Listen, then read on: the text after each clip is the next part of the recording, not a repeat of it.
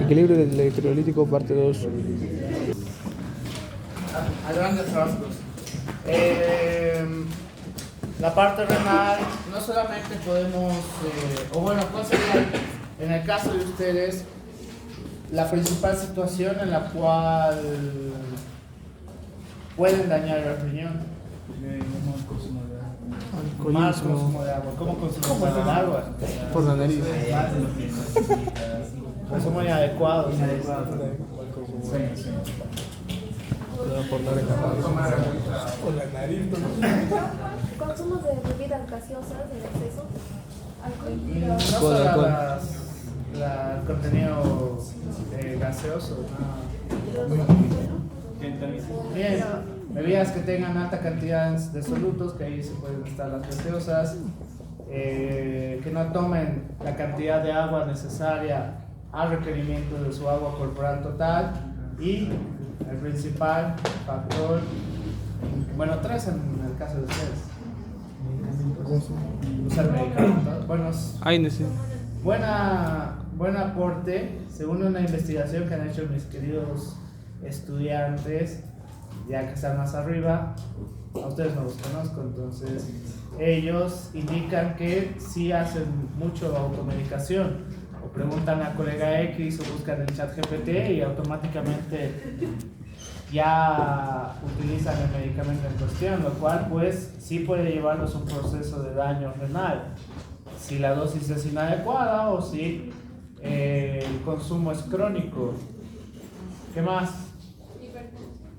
Ustedes tienen consumo de drogas. Están en la edad. Cocaína, mano, cocaína. No. Si tienen hipertensión, están saliendo. Alcohol. Consumo de drogas en general. El alcoholismo sí va a ser un factor para daño renal, por si acaso. ¿Ya?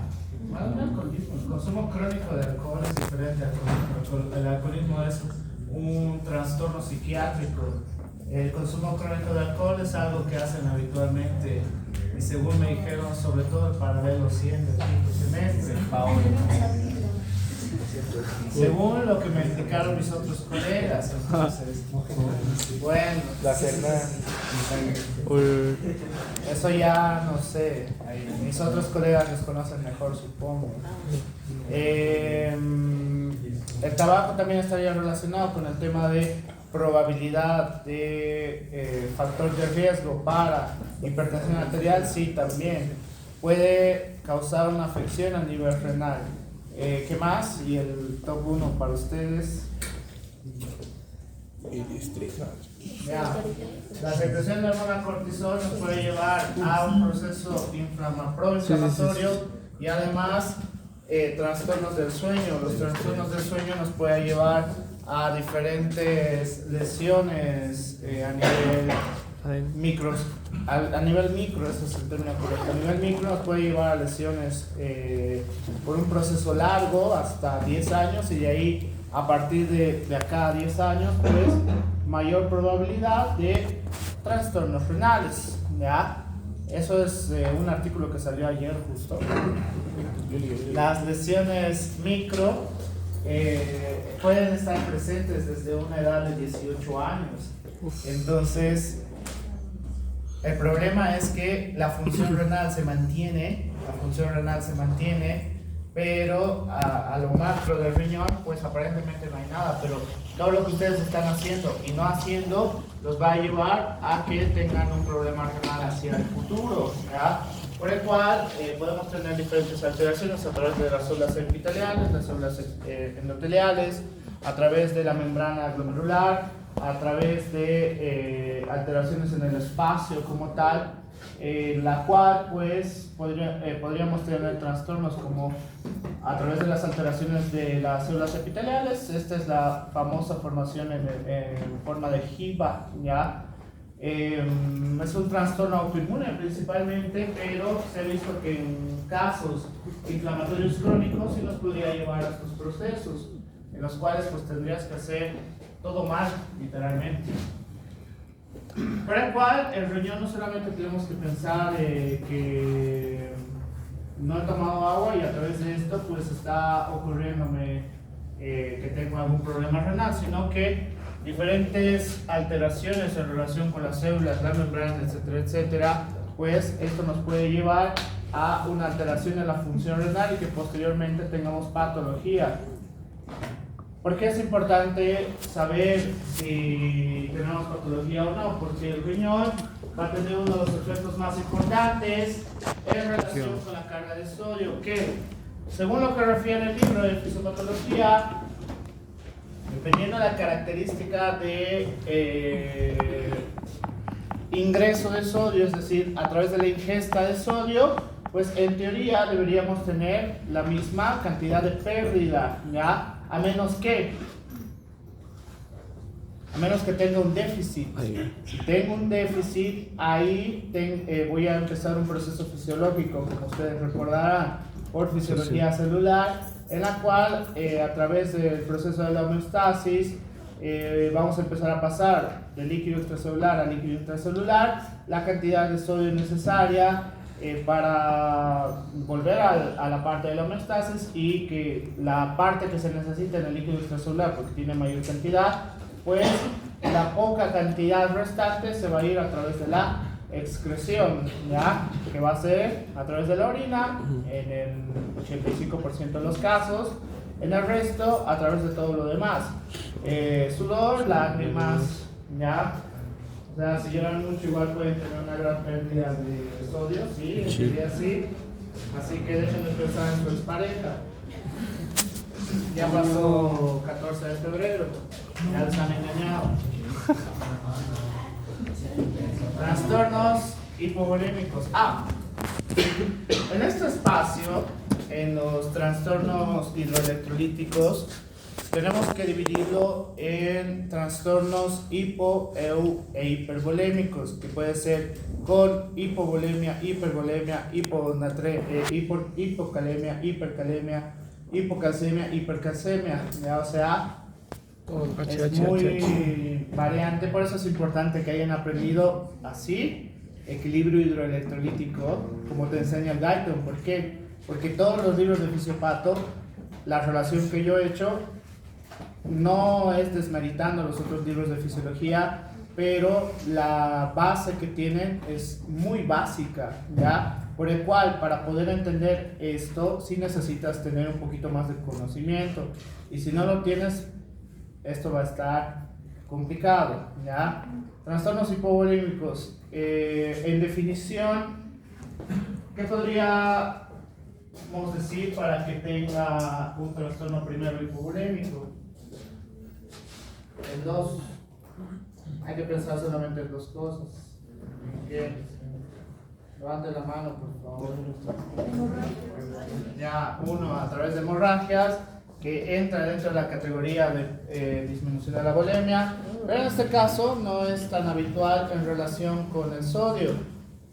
¿Cuál va a ser la segunda? Deshidratación. Bien, deshidratación.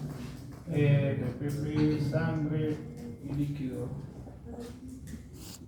A grandes rasgos es como lo vamos a dividir, ¿ya? En el caso de shock hipovolemia por pérdida de sangre, ¿qué es lo que tengo que hacer? Eso dicen las guías directamente. No, pues sí. Control de la hemorragia. Control de la hemorragia. Qué bien. Ya sé algo que también no han leído. O han leído el ATLS 11ª versión. 11ª versión. PHTLS en la nueva versión. ACLS en su nueva versión. Salió el año pasado. ¿Cómo que no había tiempo? Si yo lo puedo leer, ustedes lo pueden leer aún más. Cuando eres estudiante tienes un montón de tiempo. Bueno, sí. Es la verdad, o sea, me habla como si no hubiera sido estudiante justo de acá de la universidad. La diferencia es que no saben distribuirse. Entonces, en el caso de en la hipovolemia a través de la sangre, la característica va a ser muy diferente, porque antes mis queridos colegas, pues si ya veían que estaba sangrando, indiferentemente con la cantidad de hemoglobina que tenga, pues ya le ponían paquetes globulares. Ahora no, Las nuevas guías refiere que sí o sí tenemos que determinar a través de los niveles de hemoglobina, en la cual, dependiendo de la característica, si es menor a 8, sí debería estar indicado el uso de paquetes globulares, o la característica utilizar otros estimuladores deformadores de glóbulos rojos, que son carísimos, pero está en las guías. No, tal vez en nuestro medio, en Latinoamérica en general, sería muy difícil aplicarlo, pero pues así están las guías, ¿ya? Entonces, bueno, tampoco es tan fácil utilizar paquetes globulares en Latinoamérica, por un buen motivo. En el caso de pérdida de líquido, puede ser por múltiples causas, por ejemplo, Salud. Diarrea. ya, insolación no entra dentro de esto. Diarrea está bien, vómitos, ¿qué más? ¿Qué? ¿En qué caso? ¿Cuánto es sudoración excesiva? Alzas En térmicas. Ya, pero ¿cuánto es sudoración excesiva en ml?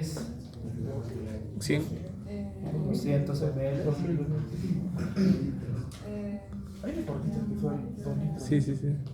¿Cuánto es el límite máximo registrado, que es en un artículo, en un futbolista que ha podido sudar en litros o en Ah, ml? Hulk. 4.200 ml. 4.200 ml ha sudado ese jugador. Bajaba de peso. Hulk. Hulk. El que ha sudado 4.200 ml. Se Hulk acá. Pero no le ha pasado nada, porque tiene tanto músculo que suda a montón cuando la frecuencia cardíaca sobrepasa 90 latidos por minuto. Entonces, en la característica propia del jugador, suda un montón. Según el Guyton, pueden tener pérdidas a través del sudor hasta 5.000 ml, que es el peor de los casos. Claro. Doctor, hay un caso de un basquetbolista que se divide en 4 tiempos, ¿verdad? Ya. En cada tiempo perdía 2. Hay que recordar el concepto de equilibrio electrolítico en este caso, ¿ya? Tengo menor cantidad de ingresos o ganancias y tengo mayor cantidad de pérdidas. Esa sería la característica en los trastornos de líquido, ¿ya? Pérdidas, ¿qué tipo de pérdidas? Diarrea, vómitos, sudoración. En teoría también a través de una gran cantidad de secreción de lágrimas también puede representar asociado a una causa de, ¿ya? O sea, alguna vez, alguno de ustedes, estoy casi seguro porque los artículos refieren eso, han debido llorar tanto por NX motivo, en la cual se sentían deshidratados y pues sí los puede llevar a un proceso no hipovolémico como tal, pero con una disminución del sodio, ¿ya? Por eso se sienten deshidratados. Se cansa de llorar. Entonces, dejen de llorar por su pareja, por favor, ¿ya? ¿Para cuál? La distribución renal que vamos a tener en este caso, si tenemos un proceso hipovolémico, que bien, ahorita me he acordado por qué tardaba tanto en solo en esta diapositiva, porque nunca me responden. Si los niveles de sodio son los adecuados, y por, no sé, pongámonos un ejemplo. Les han terminado el 14 de febrero, les han callado y se ponen a... ¿Qué es lo más estúpido que podrían hacer en este caso? Chupar.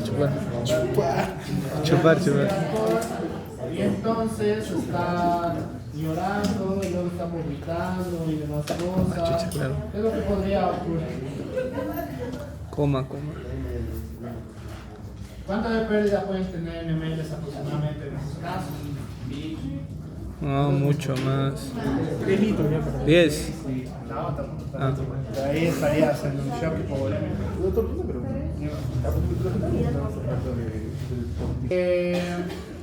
Su compañero me pregunta, digamos, en personas excepcionales que tienen capacidad de gran pérdida, pero de todas maneras no sufren ningún tipo de trastorno fisiológico, está en relación con esto.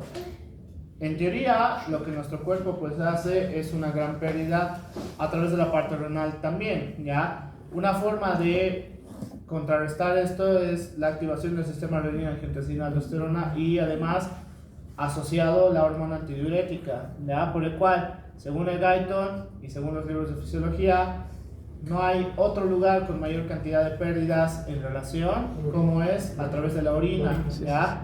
La orina va a ser una de la mayor capacidad de pérdida que tenemos, entonces estimular a la parte renal a través de la ADH y a través del sistema renina angiotensina aldosterona, que su función principal es incrementar la volemia, ¿ya? Por el cual pasa del líquido intracelular hacia el líquido extracelular. Es un método de compensación, algo que en la mayoría de nosotros, que a ojo de buen cubero, creo que ninguno de ustedes es deportista de élite, entonces nosotros no tenemos esa capacidad, ¿ya? No tenemos esa capacidad, me incluyo, porque yo no quiero ser deportista de élite tampoco. Entonces, eso significa que la excreción renal se va a ver alterada, y por el cual tenemos, ya les he enseñado el sistema renina angiotensina aldosterona, por si no les han enseñado, pero la hormona antidiurética a través de su estímulo en la neurohipófisis, pues va a tener la característica de que no tenemos que tener mayor cantidad de pérdidas y además necesitamos más absorción de sodio también y más absorción de líquido, por lo cual es una manera muy efectiva para regular estos procesos. Volviendo al ejemplo de que ustedes les han terminado o les han engañado ¿qué es San Valentín? En este caso, pues la característica va a ser, si están llorando, están vomitando y demás, lo mismo, va a aplicar exactamente lo mismo, pero ¿en quién es peor? En ustedes. ¿Por qué? Porque a través de estas pérdidas agresivas por un proceso inflamatorio, como puede ser el consumo de alcohol, era justo la pregunta que tenía el primer grupo. El alcohol te crea un proceso inflamatorio a través de citoquinas proinflamatorias específicas, entonces hace que se altere todo el organismo y todo el sistema, por el cual en ese caso tenemos un proceso proinflamatorio. Cuando tú haces actividad física no hay un proceso proinflamatorio, ¿ya? ¿Por qué? Porque eso significa que el ejercicio te está dañando, lo cual sería absurdo en este caso, a menos que estés haciendo una actividad física fuera de tu rango, ya fuera de tu rango. Si nunca has hecho actividad física y quieres estar en la maratón del diario de 20 kilómetros, te va a pasar algo, ¿ya? Te va a pasar algo porque tu organismo no está hecho para eso. Por ese motivo, la característica es que a pesar de las pérdidas que tengamos, vamos a tener una regulación fisiológica, ¿ya? La regulación fisiológica es lo más importante que tenemos, como les supongo les han enseñado en fisiología renal. Qué bien, qué buenos estudiantes.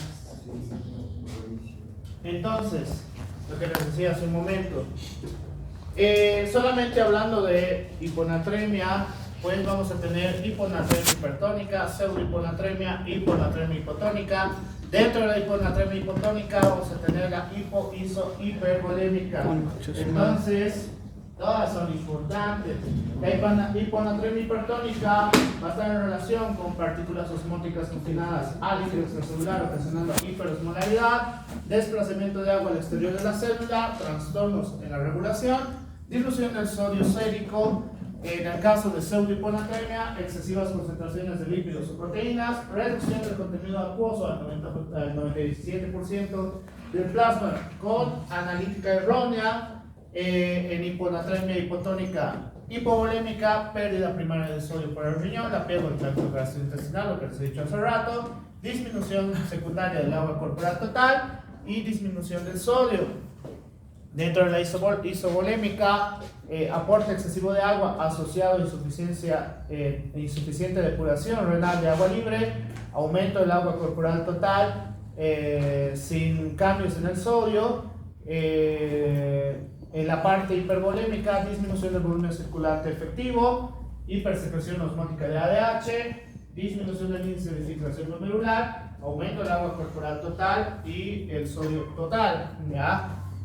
Entonces, eso en general es lo que de los diferentes trastornos fisiopatológicos que vamos a tener.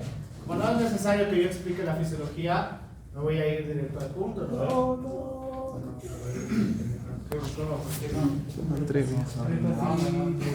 Corre la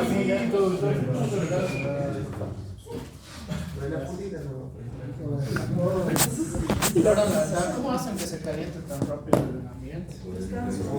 No descanso, ya han tenido un descanso de 45 minutos. Vive descansando.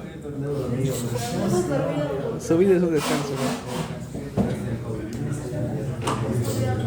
¿no? Los que han llevado conmigo, ¿qué tan efectivo es desvelarse para repasar? Hasta el queque. No sabía, pero. Hasta el queque. Yo me duermo, bien. Nada sabe nada gente. No van a tener descanso ya. Paso de qué. Renal.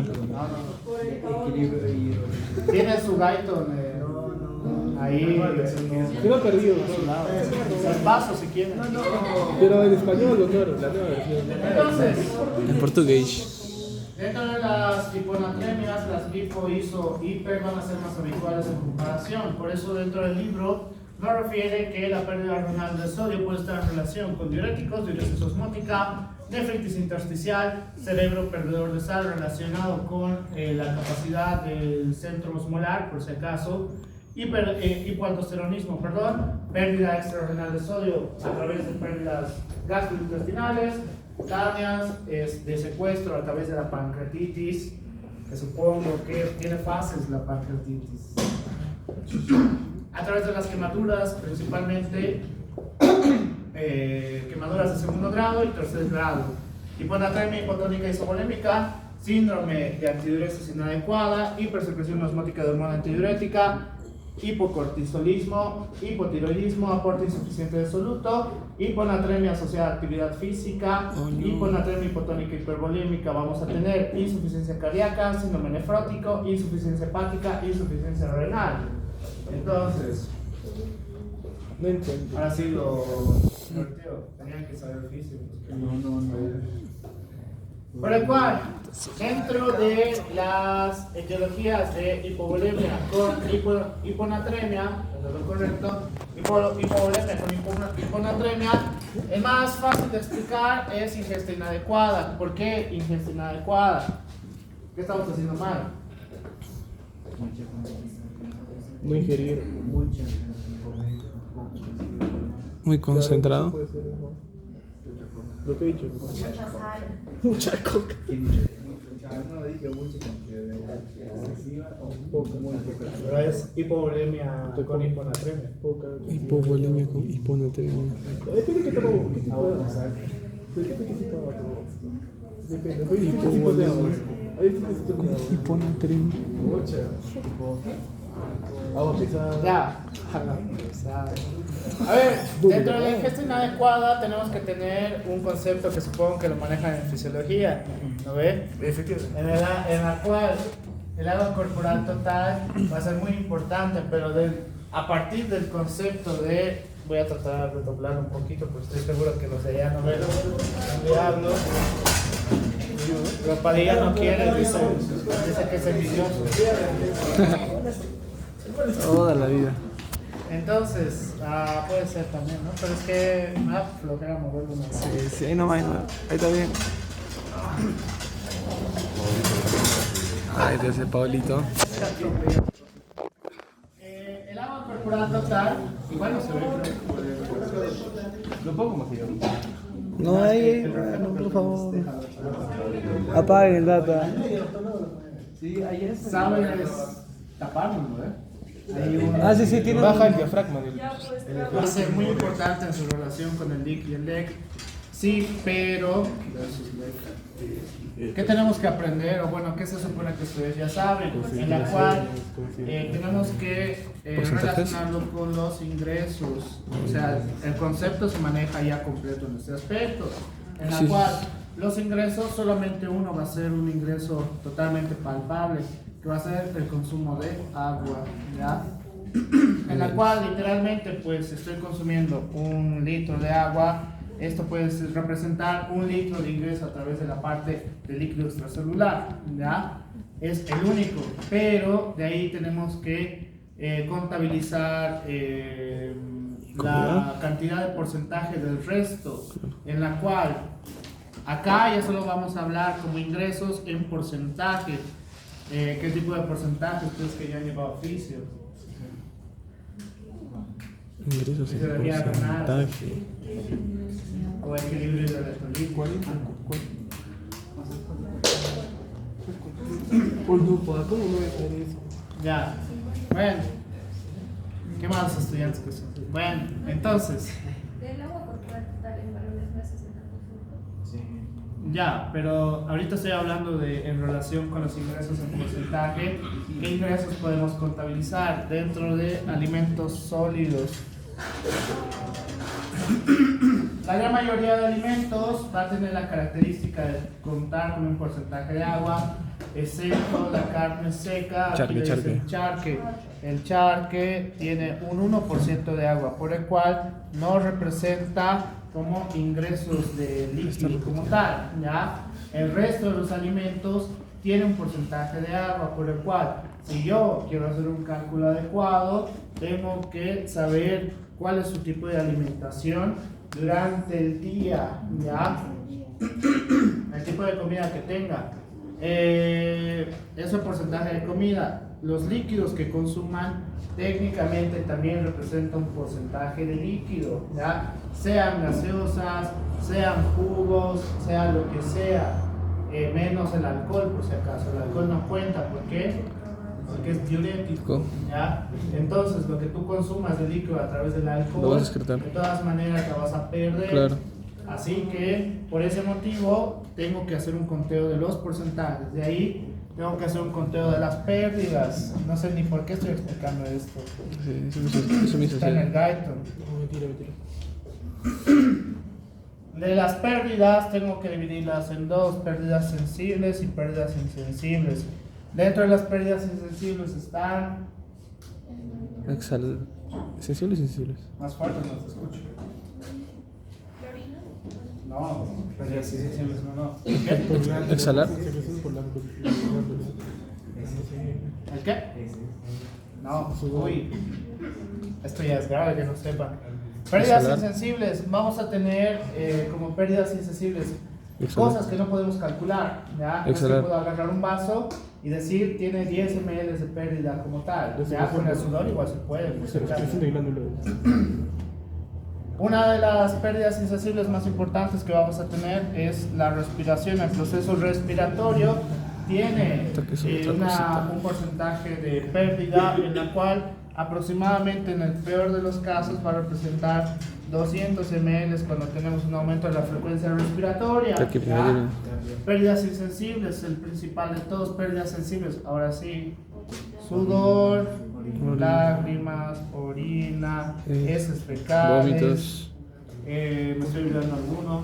Vómitos. Vómitos, bien. Es decir, ¿por qué van a ser pérdidas sensibles? Porque todas estas las puedo agarrar un vaso y puedo calcular, o al paciente le voy a decir cuánto aproximadamente Saliva ha también. vomitado, si lo identificamos con un vaso, la mitad de un vaso, etcétera, etcétera. Entonces, si yo sumo todo esto y resulta que tengo 3000 ml de pérdidas, ¿qué tengo que hacer? Consumir 3.000 o más de 3.000. ¿Cuánto? Más de 3.000. No, ahí hay algo que no está manejando bien en este concepto. Aquí me falta algo, calcular cuántos son los ingresos. Si le van a dar 3.000, estoy casi seguro que están excediendo la cantidad como tal, porque si en ingresos resulta que el paciente, en su infinita sabiduría, porque le han terminado y demás, pero de todas maneras, como cualquier ebrio asqueroso, toma líquidos al día siguiente, entonces eso significa que aproximadamente en ingresos ha tenido 1500 ml, por el cual de todas maneras nos da un saldo negativo, Sí. que va a hacer que tiene mayor cantidad de pérdidas en relación a los ingresos, por el cual eso significa que ahí recién tengo que calcular aproximadamente la necesidad según el agua corporal del paciente, agua corporal total, peso, talla, ¿no ve? Entonces, Y sexo la también. manera correcta, que se supone que ustedes saben, esto es esta por si acaso. Esto es equilibrio electrolítico. Esto es equilibrio electrolítico. Si les han dicho que el riñón pierde y demás, no es la manera correcta, porque entonces no me van a entender esto. Van a pensar que el riñón está perdiendo todo el tiempo y eso está erróneo, por si acaso, ¿ya? Por ese motivo, en todos tengo que saber aproximadamente, excepto en quienes, en las hemorragias. Las hemorragias van a representar una pérdida directa a través de líquido extracelular en su porcentaje del plasma, por el cual, dependiendo de la cantidad que tiene, igual se calcula por si acaso, ¿ya? ¿Por qué? El cálculo de la hemoglobina, qué sé yo, tardará entre 5 a 10 minutos, 5 a 10 minutos que de repente el paciente no tiene, por el cual el PH-TLS en su última versión te dice que si viene empapado la ropa con sangre, igual se puede hacer un cálculo, a la licenciada igual se puede permitir que haga la exprimir la ropa para ver cuánto de volumen tiene aproximadamente. Ya se hace cálculos igual, así funciona, eso es medicina táctica. Entonces igual se debería hacer un cálculo. ¿Por qué? Porque si, digamos, exprimo de toda la ropa que tiene y resulta que me da casi 1 litro, ¿qué tengo que hacer? Si no tengo hemoglobina o no tengo laboratorios hace rato. Eso es medicina táctica. Transfusión. Paquete globular, ¿por qué? Porque el rango máximo de pérdida, aproximadamente, ¿cuánto es? El 50%. Estadísticamente, claro, la gran mayoría de personas va a estar entre 3.5 hasta 4.5 litros de sangre como tal. Entonces, eso significa que estamos muy cerca al rango del 50%. Y si estamos en una zona de guerra, porque estamos hablando de medicina táctica, pues ahí necesito actuar inmediatamente, ¿ya? Hasta que pueda llegar a un lugar donde tenga todas las herramientas. ¿Ustedes pueden ser médicos tácticos? Sí. Puede ser. Sí, puede ser. La medicina táctica, el primer paso que tienes que hacer es ser médico, por si acaso. De ahí se hacen cursos. Que se comienza con el BLS, ACLS, ACLS, PH-TLS. De ahí recién se hacen los cursos tácticos. Los cursos tácticos que tienes que hacer paracaidismo con canine, que son con los perros, y medicina de guerra se llama el último, que es el más difícil. En ese caso, pues ya puedes acompañar, por ejemplo, lo que ha ocurrido en la ciudad del Alto. A veces necesitas médicos tácticos, ya en la cual tienes ropa militar o ropa policial, pero atrás o adelante tiene que decir médico táctico, ¿ya? En la cual, a diferencia de mi persona y creo que de muchos colegas dentro de la Unifrance, no somos médicos tácticos, no podemos actuar en situaciones de esa característica. La gran mayoría de mis colegas, incluyéndome, sabemos actuar dentro de un hospital, ¿ya? El médico táctico es muy diferente y hay muy pocos, porque alta probabilidad de muerte por varias razones, ¿no ve? Entonces, solo conozco 2. Uno trabajaba acá en la universidad, creo que se fue a Afganistán o algo así. Entonces,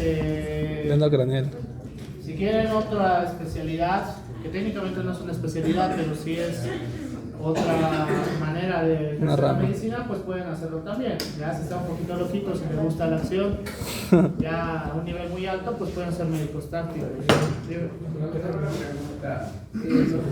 Continuamos. Les he pasado todo lo que solo por ser embrión, no. ¿Cuál sería la respuesta correcta? Liberación de mayor cantidad de pérdidas y de ingresos, ¿ya? En este caso, ¿qué tengo que hacer? Solucionar las pérdidas y los ingresos. Fácil. En cambio, en el proceso de las hemorragias, fisiopatológicamente hablando, es distinto. Foco. En la cual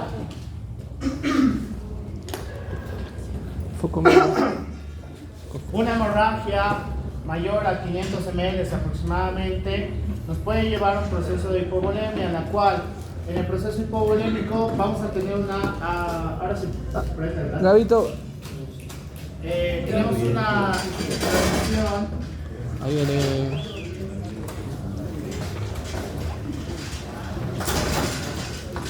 llanto se está armando. Se apaga. Ah, se apagó. Haga bien su trabajo. Tanto tiempo. Entonces, vamos a tener una disminución del retorno menos o una disminución de la presión arterial, en la cual es característico por el problema de la hipovolemia. Entonces, necesitamos mecanismos compensadores en la cual tenemos más receptores de volumen, un aumento de la secreción de catecolaminas, activamos el sistema renina-angiotensina-aldosterona, en la cual con los vasos periféricos vamos a hacer que tengamos un estímulo a nivel del líquido intersticial y la luz vascular. ¿Para qué? Para que empiece a pasar líquido de la parte intracelular hacia la parte extracelular y tratar de compensar en este caso. Pero depende de la característica de dónde es la pérdida. Ya en general la fisiopatología de la hemorragia nos va a llevar a estos procesos en los cuales se activa el sistema renina-angiotensina-aldosterona y a la par, como dice el libro de Guyton, también vamos a activar la hormona antidiurética, ya por el cual a través de estos mecanismos vamos a tratar de incrementar el gasto cardíaco también y a través de todos estos procesos tratar de reponer las pérdidas que tenemos. Pero esto no va a ser posible en el caso de las hemorragias si no Se controla la hemorragia. bien, si no solucionamos la hemorragia en cuestión, ¿ya?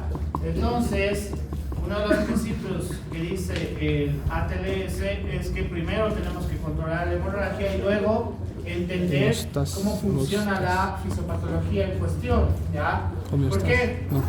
Si solamente tapó la hemorragia, eso va a solucionar todos estos mecanismos compensadores, no, porque si ha perdido más allá de 500 ml, eso significa que entra dentro de un rango peligroso, que el rango máximo hasta 1800, creo que dice el libro. A partir de los 1800 ya estamos entrando dentro de una característica muy similar al CIRS. Entonces no es suficiente el hecho de parar la hemorragia, sino que tenemos que utilizar distintas vías para poder reponer las pérdidas sin la necesidad de crear hemólisis. ¿Por qué? Porque si le empiezo a pasar paquetes globulares indiscriminadamente, podemos llegar a un proceso en el cual empiece a hacer hemólisis, ¿ya? No están las nuevas guías, creo que estaba en la última que les he pasado. Está cómo tenemos que tratar los tipos de hemorragias. Entonces, eso significa que a llevar estos procesos de la parte intracelular a la parte extracelular o viceversa, también podríamos tener pérdidas de sodio en cierto porcentaje, ¿ya? Por eso una de las características más importantes que tenemos que hacer es sí o sí colocar vía a un paciente con hemorragia. ¿Por qué? Porque no sabemos si solamente es a un foco, puede ser a otros focos. Entonces ahí tenemos que hacer otras cosas y dar otro tipo de soluciones, ¿ya? Las hemorragias son bastante complicadas, aunque no lo parezca. Algo más habitual, la sudoración excesiva. Dentro de la sudoración excesiva, si bien el aumento de la temperatura externa puede ser uno de los estímulos para el incremento de la temperatura interna, no necesariamente es el único estímulo, sino que otra cosa les hace sudar. Hay uno muy común. ¿Nervios? ¿Qué? Nervios. Nervios no es el término correcto. No es el término correcto, nerviosismo.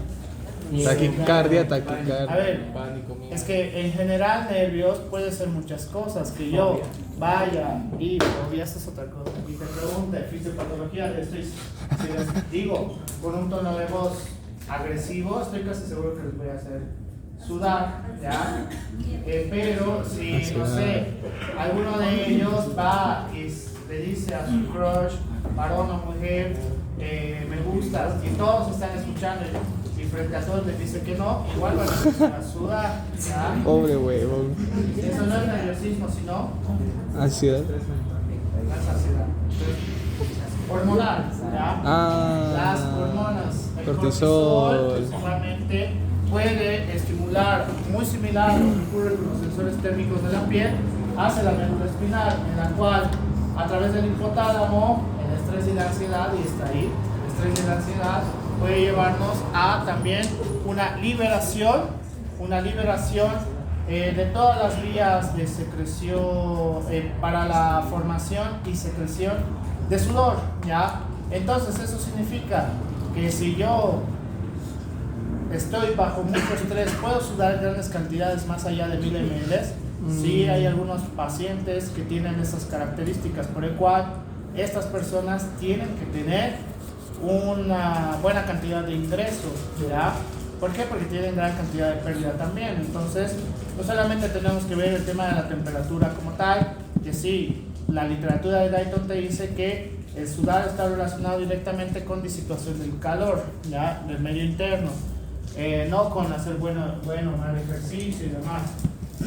Pero puede haber situaciones, por ejemplo el estrés, que es muy similar a lo que ocurre con la parte de estimulación a través del aumento de la temperatura, y que finalmente vamos a estimular la glándula apocrina y la glándula écrina, en la cual tenemos la dilatación de los poros, la piloerección y empezar la formación de sudor como tal, y vamos a empezar a liberarlo a través de la piel, ¿ya?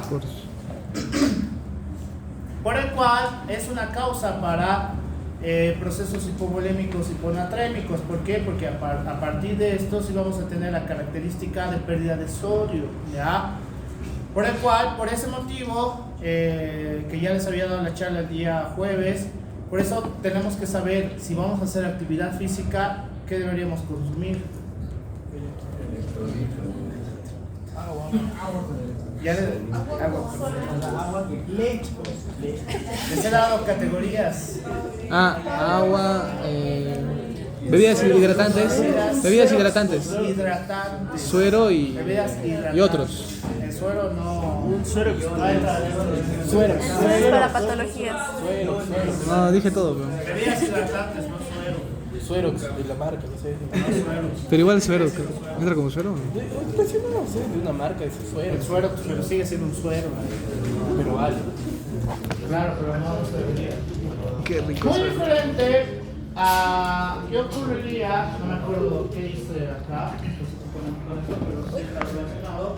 Ni modo, A las nada, quemaduras, sí. por ejemplo, procesos inflamatorios similares, como traumatismos, etcétera, etcétera. Supongamos que ustedes son un hombre abnegado y su mujer los usa de saco de box y los quema. Qué rico. Entonces, que hoy por hoy es un poquito más habitual, por si acaso. Mis alumnos peruanos me han advertido de las mujeres peruanas, según ellos, que ustedes los usan de sacos de box, dice. Uy, para arriba, puta madre. El tejido dañado va a tener la característica de activar la vía de complemento y activar los mediadores Vía de inflamatorios. complemento. ¿Cuál es el problema en realidad a través del tejido dañado? Que con toda la parte de estimulación para la quimiotaxis y demás, va a ocurrir que a través de este proceso proinflamatorio tengamos una vasodilatación capilar e incremento de la permeabilidad. Este incremento de la permeabilidad puede llevarnos a que tengamos pérdida de líquido, ¿ya? Es decir, entre peor esté en relación al tejido dañado, la estimulación proinflamatoria puede ser mucho más severa, por el cual puede llevarnos a pérdidas insensibles en este caso. Entonces, eso significa que si la persona está en relación con un traumatismo severo o quemadura severa, también tenemos que ver la relación con el desequilibrio hidroelectrolítico, porque está empezando a tener pérdidas insensibles en demasía, ya, más que todo relacionados con esto. Por el cual, dentro de las quemaduras vamos a tener fisiopatología básica, aumento de la permeabilidad capilar, vasodilatación y nos puede llevar a un proceso de edema. Pero al mismo tiempo, la pérdida de la barrera cutánea a partir de los grados 2, por si acaso, evaporación de agua, y ambas vías nos va a llevar a un shock hipovolémico. La primera vía ya les he enseñado, que era la anterior positiva. Y esta es un poquito más lógica, ¿ya? A la quema de la piel, principalmente a partir del segundo grado, pues tenemos la pérdida de barrera cutánea, tenemos la evaporación de agua, y ahora es un complemento para que probablemente podamos llegar a un shock hipovolémico, ¿ya? Por el cual, muy diferente a lo que ocurre en procesos inflamatorios gastrointestinales. Muy similar a lo que anteriormente les había mencionado, pero en la inflamación intestinal la diferencia es que si bien este proceso inflamatorio hace igual vasodilatación y mayor pérdida a través de el problema relacionado con el intestino delgado e intestino grueso, es que ya no vamos a tener la capacidad adecuada de absorción, ¿ya? Y si es el intestino grueso, pues el gran problema es que si no absorbemos agua, ¿qué proceso vamos a tener? Deshidratación. Bien, procesos diarreicos. Eso va a acelerar el problema y ahora tenemos doble pérdida relacionado con el proceso inflamatorio a nivel del intestino grueso y tenemos diarrea como tal. En estos casos, ¿qué se les ocurre para la inflamación gastrointestinal? Fácil. Gastritis. ¿Qué? Infección. Por tanto, picante deberías comer para que hasta te abran la cola. ¿Por qué vas a ver cómo saben eso? Infecciones. Ay. Bien, fácil. Infecciones, ya. En algunos casos, relacionado también alteración en relación con la dieta, el humo del tabaco también está relacionado con esto y cierto uso de medicamentos, pero el principal va a ser agentes causales, ¿ya? Para que te lleve un proceso inflamatorio. Por ese motivo, cuando están con una infección gastrointestinal, pues a la larga puede llevar un proceso diarreico por la parte inflamatoria, ¿ya? El humo del tabaco, por eso hay algunas personas que para defecar más fácil fuman para que sea mucho más fácil. Yo no estoy de eso. El único beneficio que tiene fumar es que, a ¿Aumenta ver, el peristaltismo? sí funciona, sí, técnicamente sí.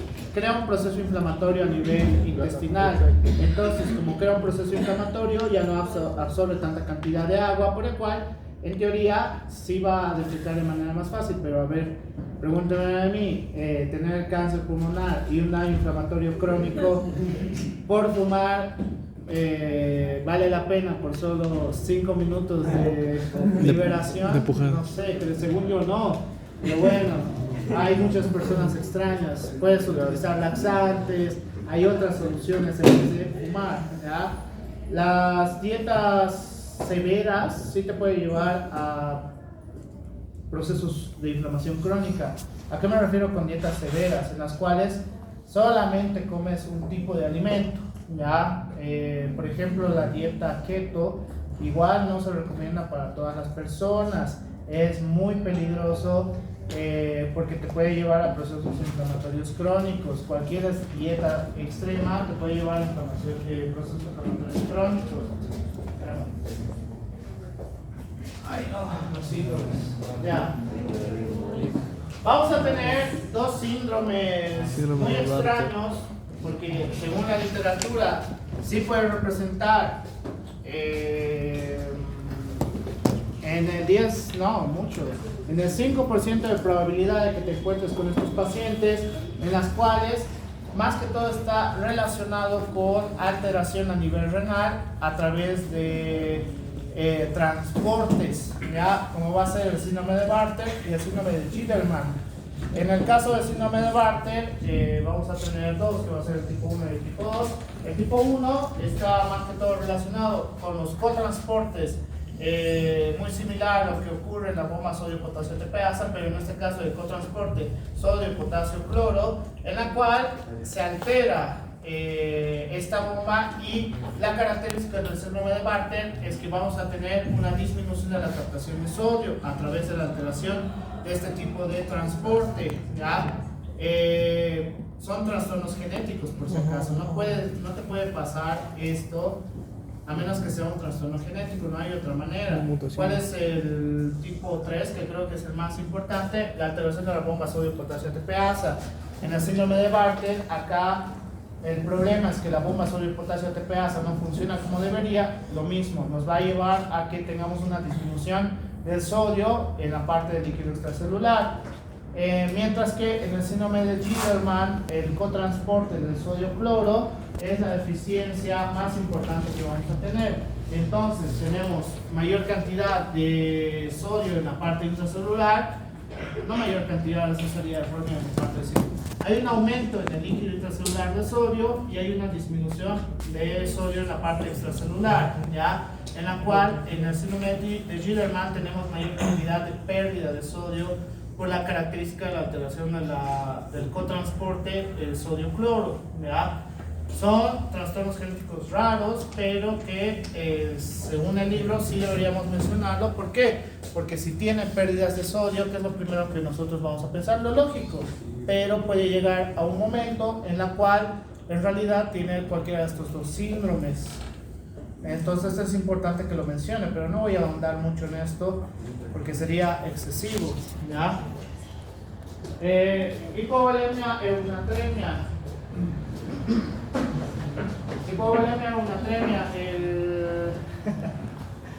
es harto esto por si acaso, por eso deberían haber estudiado cirugía así, súper bien. Vamos a tener tres categorías: aumento de gradiente de presión hidrostática, reducción de la gradiente de presión oncótica y aumento de la permeabilidad de la barrera.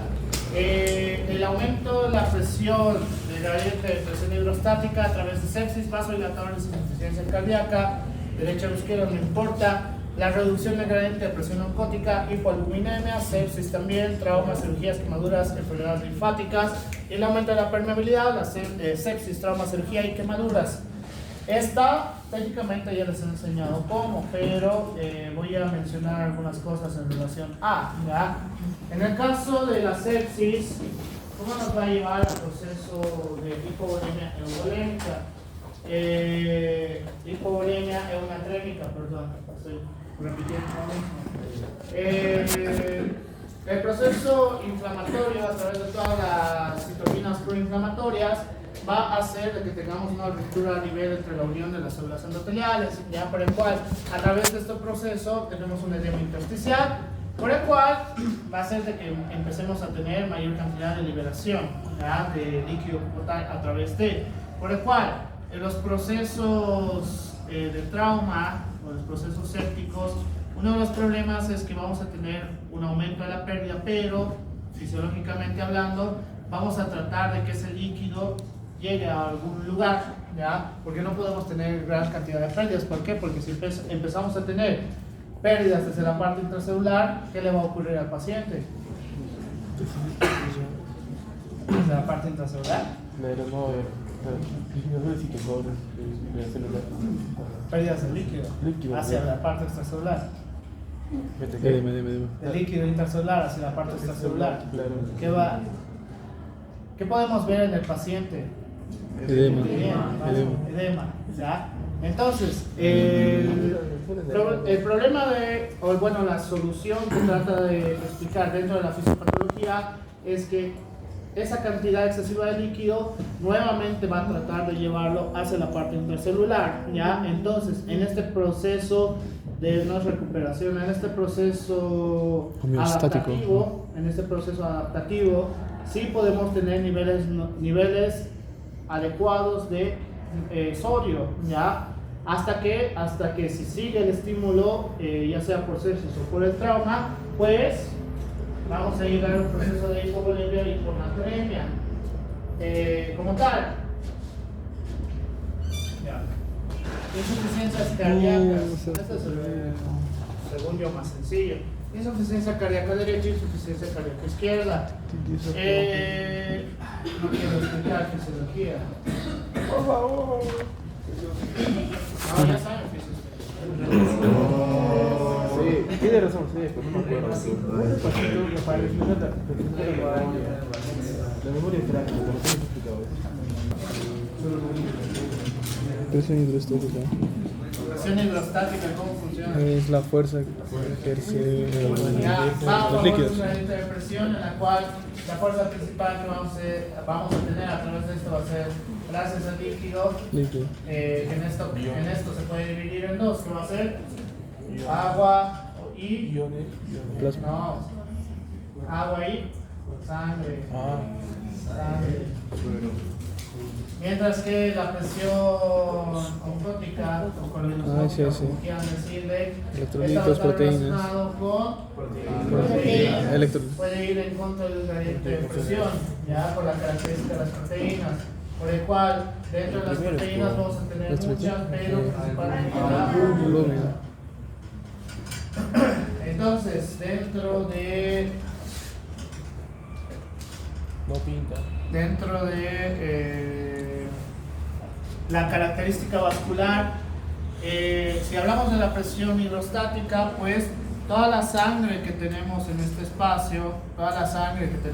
espacio, está creando una presión hidrostática, ¿ya? Por el cual, a través de la parte vascular, si yo incremento la cantidad de volumen sanguíneo que tengo, ¿qué ocurriría bajo esta lógica? Pues puede empezar a ir filtración a través de la parte vascular, ¿ya? Por el cual, una manera de impedir esto o de adaptarlo es justamente la presión oncótica o la presión coloidosmótica, en la cual a través de las proteínas podemos hacer, por eso les digo que puede ir en contra de un gradiente de presión, ¿ya? Por el cual, como va en contra de un gradiente de presión, impide que a pesar del aumento de la presión hidrostática, la presión coloidosmótica puede ir para retención del contenido como tal. O pongamos que hay un aumento de la parte intracelular y hay una disminución. Lo que ocurre en fisiología de equilibrio electrolítico, hay mucha cantidad de líquido en este espacio y acá hay una disminución del volumen, por el cual, como hay una disminución de la presión hidrostática en este espacio, pero la presión coloidosmótica puede ayudarme a que empiece a ir líquido hacia la parte vascular, ¿ya? Por el cual manejar estos conceptos es muy importante para ahora sí entender la insuficiencia cardíaca. Esto es como que están informando. Sí. Eso sí se ve. Por favor. Una ayudadita, hermano.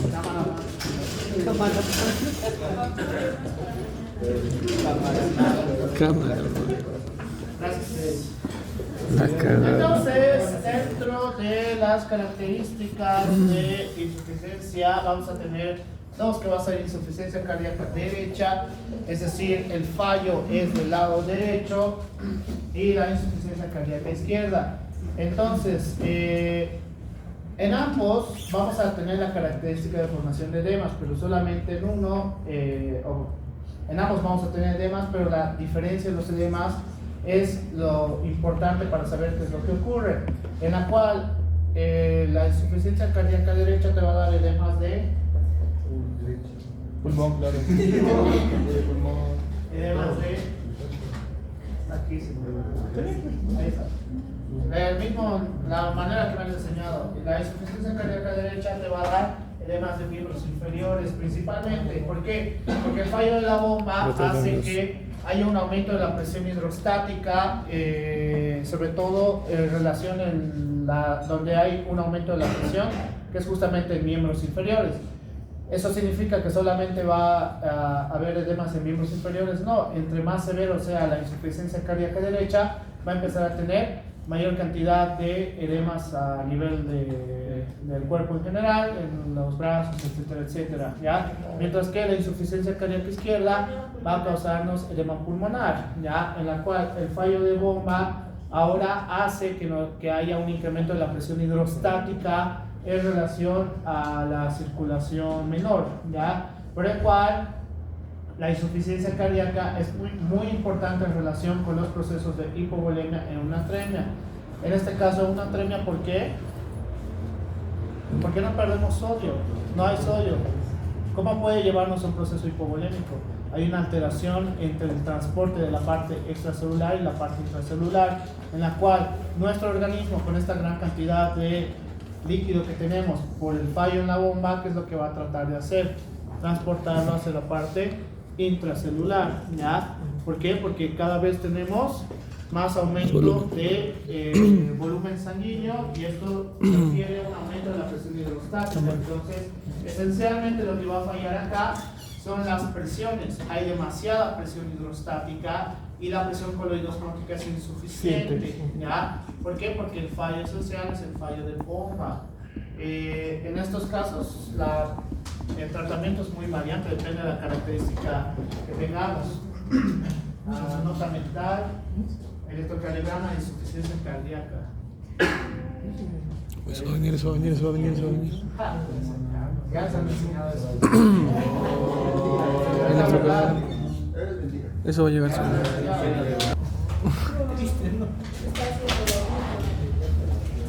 Entonces,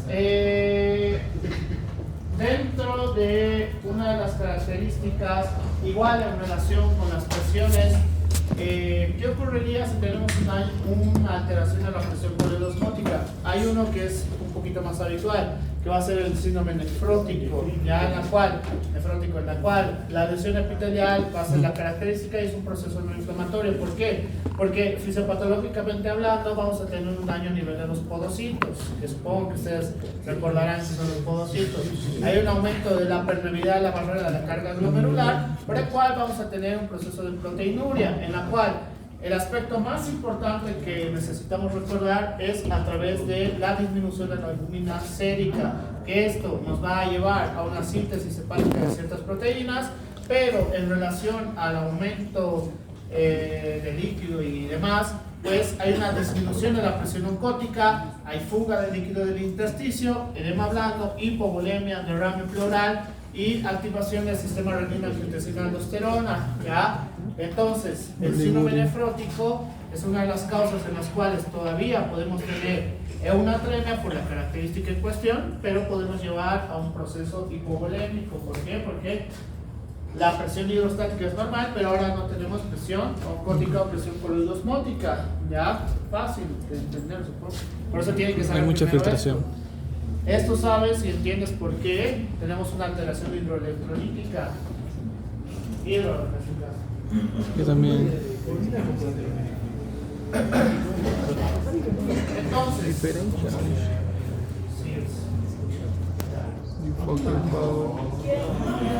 o sea, alguien quiere comentarse. ¿Es el CIRS?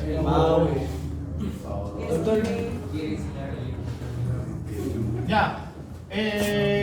Dentro de las características en relación con sepsis, shock principalmente, vamos a ver que toda la parte de procoagulación que vamos a tener, al final nos puede llevar, y toda la parte proinflamatoria nos puede llevar a un proceso de hipoperfusión tisular, ¿ya? El problema de la hipoperfusión tisular es que va a estar en relación con disminución de la oxigenación tisular y la y la alteración a través de la parte proinflamatoria es que vamos a empezar a tener una pérdida de la función de la barrera y una fuga capilar que nos puede llevar a un edema intersticial, ¿ya? Por el cual el mecanismo, y por eso les digo que shock, sepsis y demás es bastante peligroso, el mecanismo que nuestro organismo va a tener para este proceso es adaptación celular, ¿ya?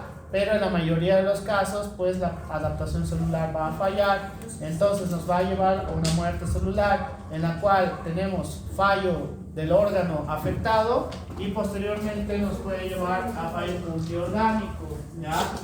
Eso en relación con el desequilibrio hidroelectrolítico. Cuando llevemos, justo hace 3 días salió un nuevo artículo de sepsis y shock, entonces están arruinados, porque ahora es más difícil. Hasta a mí me ha mareado un poquito. Pase. No. Entonces, por ejemplo, los traumatismos, y voy a usar un ejemplo en cuestión, los traumatismos craneoencefálicos, vamos a tener diferentes características proinflamatorias, desde la liberación de la inflamación, formación de radicales libres, fallo de energía, excitotoxicidad, y a través de esta que va a ser la desregulación cerebrovascular, por el cual a través de este proceso inflamatorio y la desregulación cerebrovascular nos puede llevar a un edema vasogénico, pero el proceso inflamatorio nos crea un estrés oxidativo en la cual igual va a tratar de hacer una adaptación celular dependiendo de la característica del traumatismo que a través de la excitotoxicidad nos puede llevar a un edema citotóxico, o también a través del proceso inflamatorio nos puede llevar a un edema vasogénico. ¿Por qué? Porque tenemos un aumento de la vasodilatación, ¿ya? El problema de la vasodilatación y con un traumatismo es que puede haber fuga a través de la parte intersticial, por el cual va a ser insuficiente y solamente va a hacer de que tengamos mayor cantidad proinflamatoria en el caso de los traumatismos. La solución, ¿cuál sería? Dependiendo de la característica del traumatismo. Un trauma moderado o severo, pues ahí el moderado hay algo que se puede hacer. En el severo es terapia intensiva o alto quirúrgico, y ahí no hay más que hacer.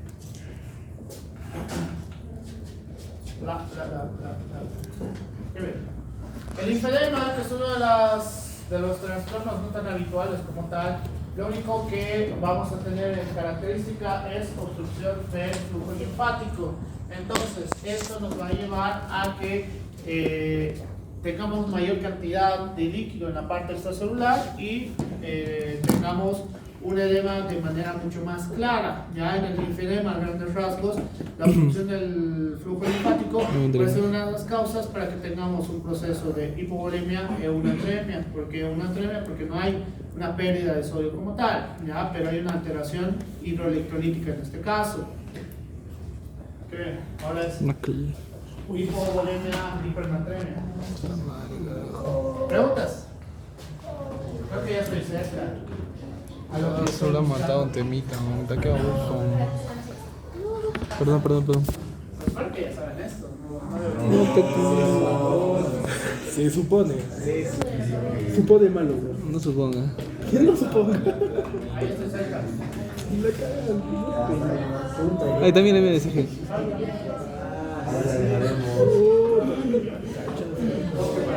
¿Podría venir un SG en el siguiente examen? Sí, ¿no? ¿Puede ser? Es un equilibrio electrolítico, tiene que ver. No, que todo el cardio, pues. Todo cardio tiene que ver, weón. Puta, Choco, ya estamos en la... Choco. Me dijeron extender. Hiponatremia verdadera, ficticio, Muchas gracias, hermano.